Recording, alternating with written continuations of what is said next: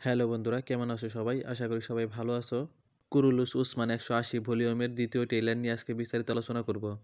ট্রেইলারে প্রথম দিকে আমরা দেখতে পাচ্ছি উসমান বে এবং বালা হাতুন ঘোড়া দৌড়ে কোথাও যাচ্ছে। এটা হলো উসমান বে বুরসা থেকে মুক্ত হওয়ার পরে বসতিতে আসার পরে রাত্রিবেলায় উসমান বে এবং বালা হাতুন অতীতের সুন্দরময় স্মৃতিগুলো মনে করার চেষ্টা করছে।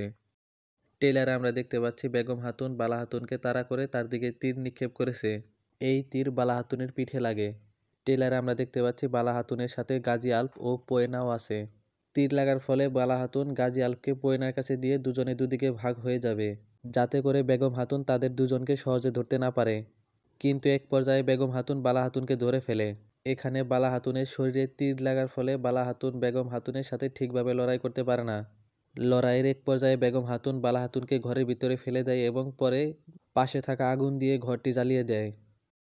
প্রথম ট্রেলারে আমরা দেখেছিলাম সোফিয়া বালা হাতুনকে বন্দি করে বসতিতে নিয়ে যায় এবং বালা হাতুনকে বন্দি তাঁবুতে বসতিতে আটকে রাখে।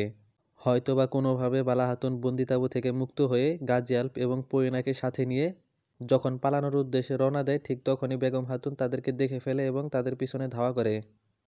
প্রথম ট্রেলারে আরও দেখেছিলাম ফাতেমা হাতুন, হলফিরা হাতুন, গুঞ্জা হাতুন, এরা সবাই ওসমান বের গোপন বসতি থেকে ঘোড়া নিয়ে কোথাও যাচ্ছে। এটা হলো বালা হাতুন যে বন্দী হয়েছে সেই বিষয়ে উসমান বেকে খবর দেওয়ার জন্য তারা সগুতের দিকে যাচ্ছে। উসমান বে যখন সগুত দখল করে নেয়, ঠিক তখনই ফাতেমা হাতুন, গুঞ্জা হাতুন, হলফিরা হাতুন, তারা সবাই এসে বালা হাতুন যে বন্দী হয়েছে সেই খবর উসমান বেকে জানায়।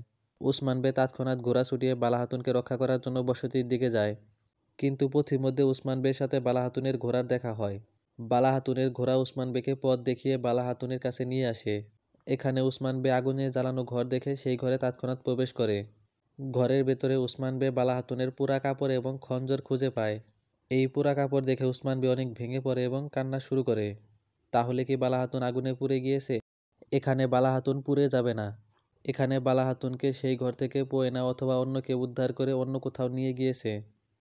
ট্রেলারে আমরা দেখতে পাচ্ছি উসমান বে যখন সগুতে আক্রমণ করে, ঠিক তখন সাধারণ জনগণ উসমান বেকে সাহায্য করার জন্য কোদাল কাস্তি নিয়ে মঙ্গল সৈন্যদের উপর ঝাঁপিয়ে পড়ে।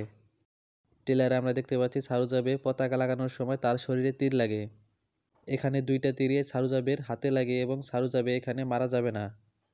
ট্রেলারে আমরা দেখতে পাচ্ছি উরহান বে কোন একটা মঙ্গল ঘাঁটিতে আক্রমণ করেছে। এটা হলো সগুত রক্ষাকারী একটি মঙ্গল ঘাঁটি।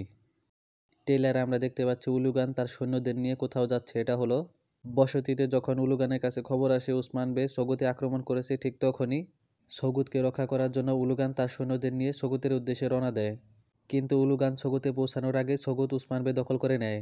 সগুতে কাই পতাকা উঠতে দেখে উলুগান সগুতের ভিতরে আর প্রবেশ করে না। সগুতের বাহিরেই উলুগান তার দলবল নিয়ে দাঁড়িয়ে থাকে।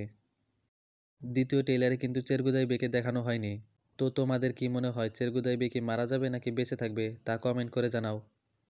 তো তোমাদের যদি কোনো প্রশ্ন থাকে তাহলে তা কমেন্ট করে অবশ্যই জানাবে। আজকের ভিডিওটি এই পর্যন্তই, দেখা হবে অন্য কোনো ভিডিওতে। সে পর্যন্ত ভালো থাকবে, সুস্থ থাকবে। আসসালামু আলাইকুম।